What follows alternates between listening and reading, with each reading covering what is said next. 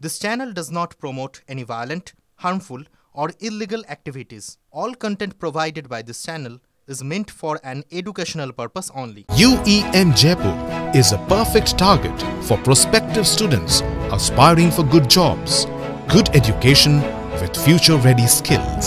Tata art report এক্সক্লুসিভে শুরুতে নজর রাখবো এই মুহূর্তে সবথেকে বড় ব্রেকিং নিউজে। দুর্গাপুরে বেসরকারি মেডিকেল কলেজের ছাত্রীকে গণধর্ষণের অভিযোগ, গ্রেফতার 3 অভিযুক্ত। এই মুহূর্তে সবচেয়ে বড় খবর তুলে ধরছি আপনাদের সামনে। এই ঘটনায় গ্রেফতার 3 অভিযুক্ত। এই ঘটনায় গ্রেফতার 3 অভিযুক্ত। আমাদের সহকর্মী রয়েছেন আমাদের সঙ্গে।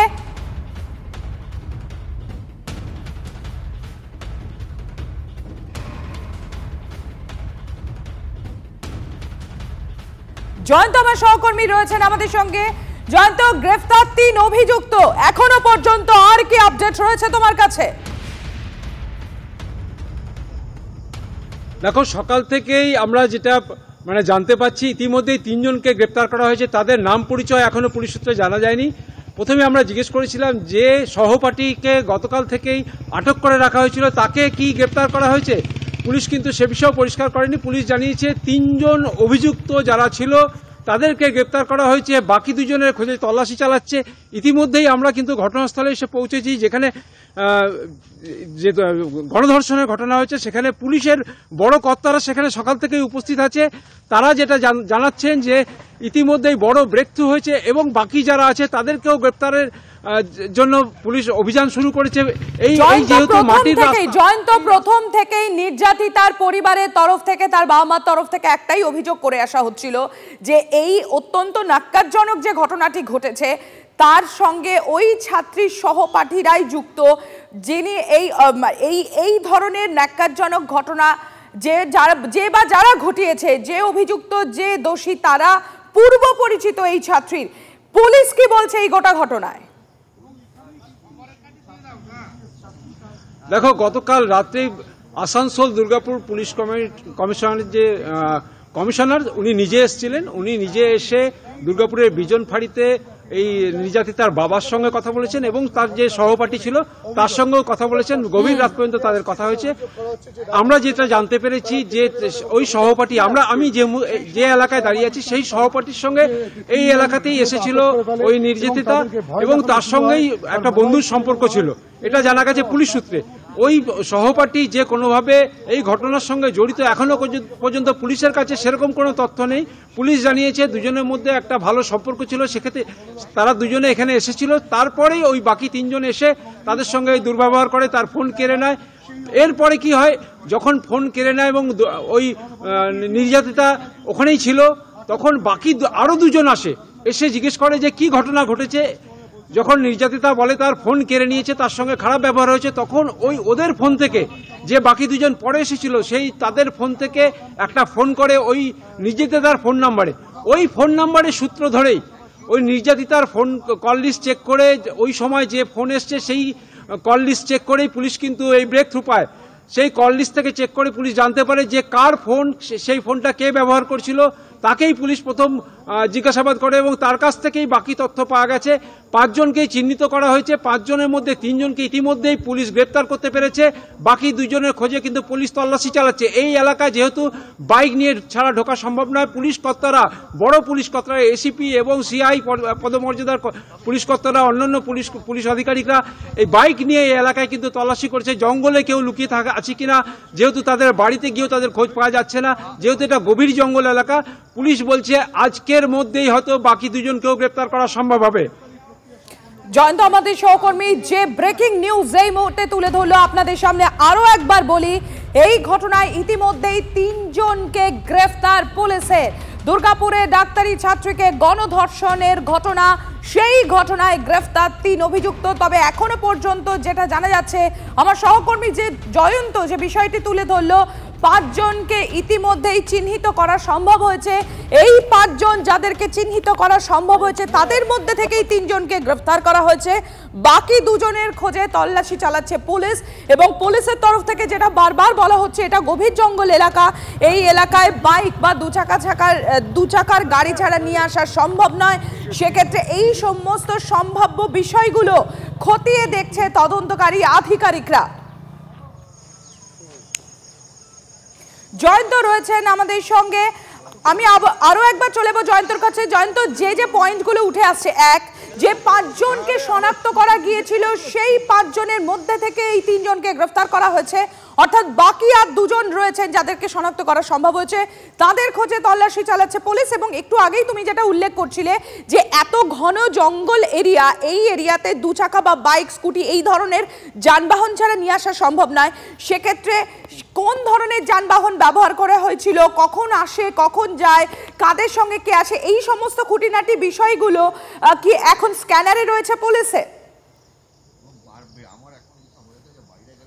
একদম ঠিক কথা। দেখো, এই এলাকাটা যেহেতু 4 চাকার গাড়ি নিয়ে আসা সম্ভব নয়, এই জঙ্গল, গভীর জঙ্গলে, যেখানে আমি তোমাকে দেখাবো রাস্তাগুলো, আমার পেছনেই যে রাস্তাগুলো দেখো, আমার পেছন থেকেই এই রাস্তাগুলো দেখা যাচ্ছে যে একদম সরু রাস্তা।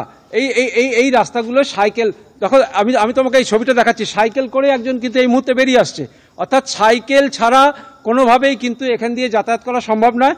মোটরসাইকেল নিয়ে কেউ যাতায়াত করে, পুলিশ এই জন্য সাইকেল, মোটরসাইকেল ব্যবহার করছে এই গভীর জঙ্গলগুলো তল্লাশি করার জন্য। ইতিমধ্যেই আমরা যেটা জানতে পেরেছি যে পুলিশ 5 জনকে চিহ্নিত করতে পেরেছে, তাদের মধ্যে 2 জনকে গ্রেপ্তার করেছে, তাদের বাড়িও চিহ্নিত হয়ে গেছে। তাদের বাড়ি যেহেতু চিহ্নিত হয়েছে, কিন্তু তাদের বাড়িতে গিয়ে তাদের পাওয়া যাচ্ছে না, তারা কোনোভাবে জঙ্গলে আশ্রয় নিয়েছে কিনা, কোনোভাবে লুকিয়ে আছে কিনা সেটা খোঁজ করে দেখা হচ্ছে। এছাড়া একটা এখানে শ্মশানকালী মন্দির আছে, সেই মন্দিরে কোনোভাবে লুকিয়ে আছে কিনা সেটাও খোঁজ করছে। পুলিশ সাদা পোশাকে সাইকেল নিয়ে, মোটরসাইকেল নিয়ে ওই এলাকায় পৌঁছাচ্ছে যাতে কোনোভাবে পুলিশ দেখে পালিয়ে না যায়। ইতিমধ্যেই তাদের ছবি পুলিশের কাছে এসে পৌঁছেছে বলে আমরা জানতে পেরেছি।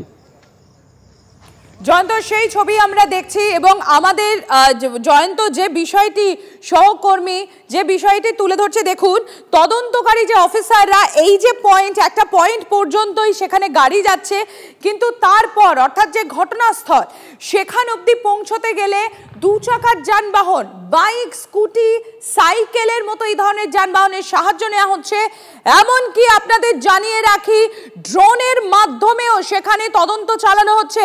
আমি একবার জয়ন্তর কাছে আরো একবার চলে যাব। জয়ন্ত, যে ছবি আমরা দেখতে পাচ্ছি এই মুহূর্তে দেখলাম যে ড্রোনের মাধ্যমে তল্লাশি চালানো হচ্ছে, অর্থাৎ যে গভীর জঙ্গলের কথা বারবার তুমি তুলে ধরছো আমাদের সামনে জয়ন্ত, এই গভীর জঙ্গলে সাইকেল বা বাইক নিয়ে তো তল্লাশি চালানোই হচ্ছে, কিন্তু একটা এরিয়াল ভিউ পাওয়ার জন্য ড্রোন ক্যামেরার সাহায্য নেওয়া হচ্ছে জয়ন্ত, যেটা আমরা এই মুহূর্তে TV9 বাংলার দর্শকদের জন্য তুলে ধরছি। একদম, দেখো যে কথাটা আমি এই কথা বলতে গিয়ে আমি ভুলে গিয়েছিলাম, তুমি মনে করালে ধন্যবাদ, যে পুলিশ কিন্তু ড্রোনও ব্যবহার করছে এখানে।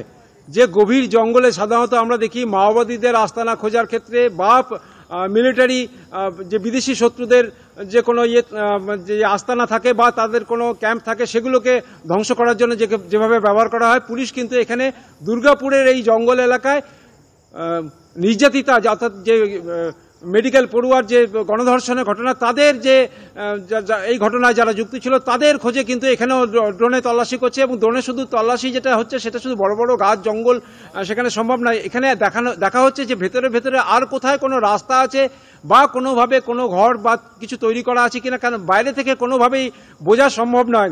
গতকালই আমরা বলেছিলাম যে এর পাশাপাশি এলাকাতে CRPF ক্যাম্প আছে, 4 কিলোমিটার দূরে নিউ টাউনশিপ থানা আছে, 5 কিলোমিটার 6 কিলোমিটার দূরে দুর্গাপুর থানা আছে, বিজন ফাঁড়ি আছে 2 কিলোমিটার দূরে। এর মধ্যে এই জায়গাটা কিন্তু প্রদীপের নিচে অন্ধকার বলা যেতে পারে, কোনো সিসি ক্যামেরা নেই এই রাস্তায়। যেহেতু এই এলাকাটায় কেউ সহজে পৌঁছানো সম্ভব নয়, পুলিশ ড্রোনের ব্যবহার করছে, পুলিশ সাইকেল, মোটরসাইকেল নিয়ে পুলিশ তল্লাশি শুরু করেছে। একেবারেই জয়ন্ত, সেই ছবি আমরা খুঁটিনাটি তুলে ধরছি TV9 বাংলা দর্শকদের জন্য। দেখুন, আপনাদের প্রথমে এলাকাটা সম্পর্কে একটা সম্যক ধারণা দিই। যে এলাকায় এই ধরনের ঘটনা ঘটেছে সেটা একটা গভীর জঙ্গল এরিয়া, একটা পয়েন্ট পর্যন্ত সেখানে 4 চাকার গাড়ি বা বড় গাড়ি যেতে পারে, তারপর একদম সরু সংকীর্ণ রাস্তা। দেখুন সেই ছবি আপনাদের সামনে তুলে ধরছি, চলে গিয়েছে গভীর জঙ্গলের ভিতর, যেটা সেই ঘটনাস্থল। এই গভীর জঙ্গলের ভিতর যেতে গেলে 2 চাকার যানবাহন আপনাদের ব্যবহার করতে হবে, যেরকম যে ধরনের পুলিশ ব্যবহার করছে বা তদন্তকারী আধিকারিকরা ব্যবহার করছে, সাইকেল, স্কুটি বা বাইক, এই ধরনের যানবাহন করে তারা যাচ্ছেন, তল্লাশি চালানো হচ্ছে। কিন্তু তার সঙ্গে আরও একটা বিষয়, যেহেতু গভীর গহন জঙ্গল, সেখানে কোথাও অস্থায়ী আস্তানা রয়েছে কিনা, সেখানে কোথাও লুকিয়ে রয়েছেন কিনা কেউ, সেই বিষয়টি নিশ্চিত হওয়ার জন্য ড্রোন ক্যামেরার মাধ্যমে একটা এরিয়াল ভিউ নেওয়া হচ্ছে। দেখুন সেই ছবিও তুলে ধরছি আপনাদের সামনে। লেটেস্ট আপডেট জানিয়ে রাখি, যে 5 জনকে চিহ্নিত করা গিয়েছিল, শনাক্ত করা গিয়েছিল, তাদের মধ্যে ইতিমধ্যেই 3 জনকে গ্রেফতার করেছে পুলিশ এবং বাকি 2 অভিযুক্তর খোঁজে তল্লাশি চালানো হচ্ছে।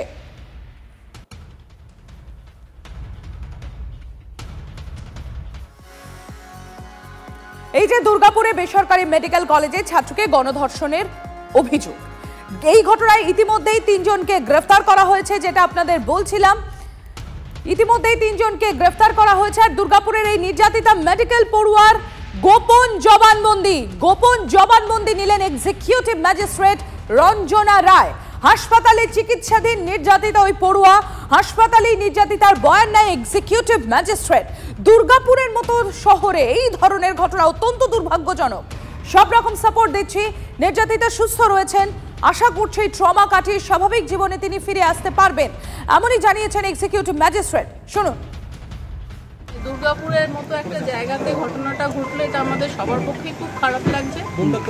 তবে যেটা আমি কথা বললাম, ইটস ওকে, আমরা সব রকম সাপোর্ট দিচ্ছি।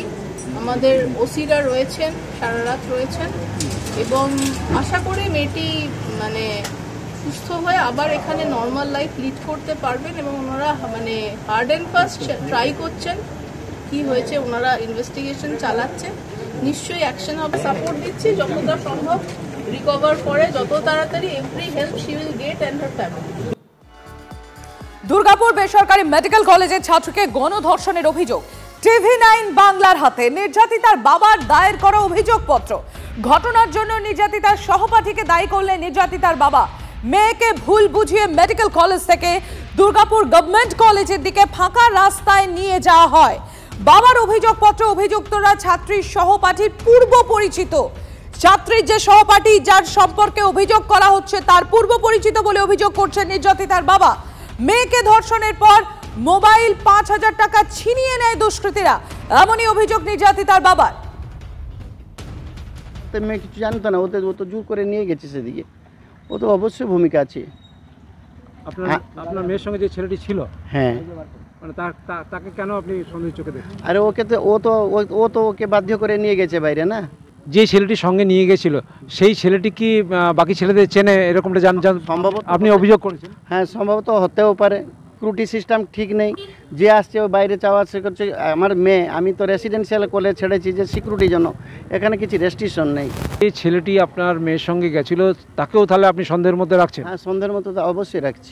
দুর্গাপুর মেডিকেল পড়ুয়াকে গণধর্ষণের ঘটনায় স্বতঃপ্রণোদিত মামলা জাতীয় মহিলা কমিশনে। পশ্চিমবঙ্গের ডিজিপিকে চিঠি জাতীয় মহিলা কমিশনের চেয়ারপারসনের। অভিযুক্তদের অবিলম্বে গ্রেফতার, দ্রুত স্বচ্ছ তদন্ত চেয়ে ডিজিকে চিঠি। 5 দিনের মধ্যে অ্যাকশন টেকেন রিপোর্ট তলব জাতীয় মহিলা কমিশনে। আর ইতিমধ্যেই দুর্গাপুরের নির্যাতিতার সঙ্গে দেখা করেছেন জাতীয় মহিলা কমিশনের সদস্য অর্চনা মজুমদার।